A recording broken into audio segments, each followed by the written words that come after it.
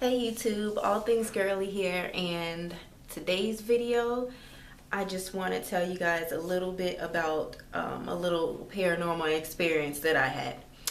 Okay, so I guess I will start from the beginning. Okay, so ever since I was little, like 8, 9, 10 years old, my aunt, she lived with my grandmother, so she would come and get me and all my cousins and bring us over there for the weekend. You know, she was the one that would always keep our hair looking nice for school and stuff like that.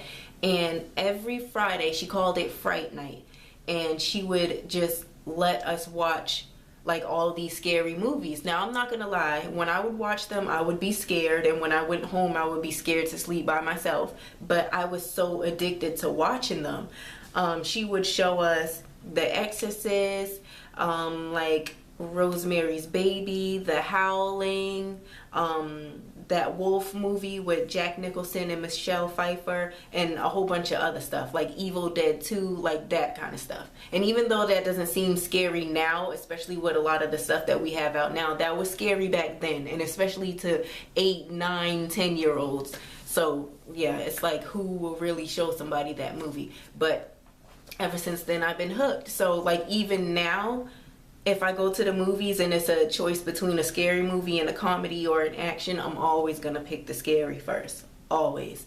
But these days I'm trying to stay away from like the demonic kind of movies, because when I was like 17, I had this boyfriend and we went to the movies. This was back when the Paranormal Activity movies was out. It was the very first one we went to go see, and you know, it was that one to me is the scariest out of the other ones. But I didn't see like every single last one of them.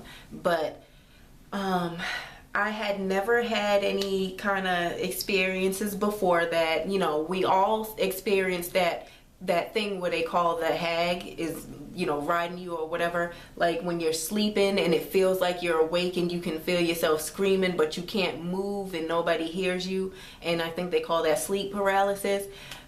You know, that has happened to me a few times, not too much, and I'm glad, because that's still a scary feeling too.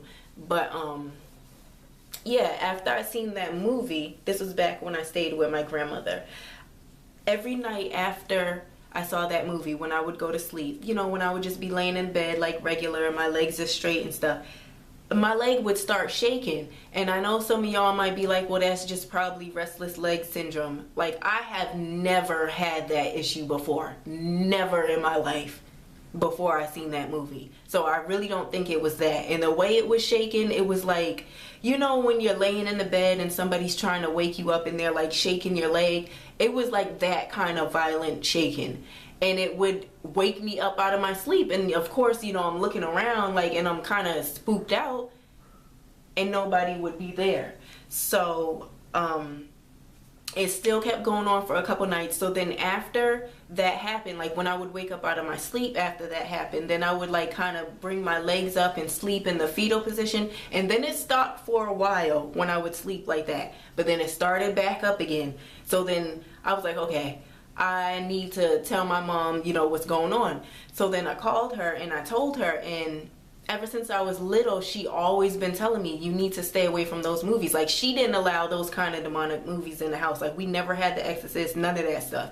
Because she's like, you know, back in the day, we used to go to church a lot. So she's like, when you have that stuff in your house, like, you're opening yourself up to that. So that's what she told me when I told her on the phone. She's like, how many times did I tell you need to stop watching those movies? And so she brought me some holy oil that was blessed by the church, and she told me before I go to sleep to put it on my forehead and to put it on the doorway of my room. I did that, and you guys, no lie, it stopped. Like, it never happened again.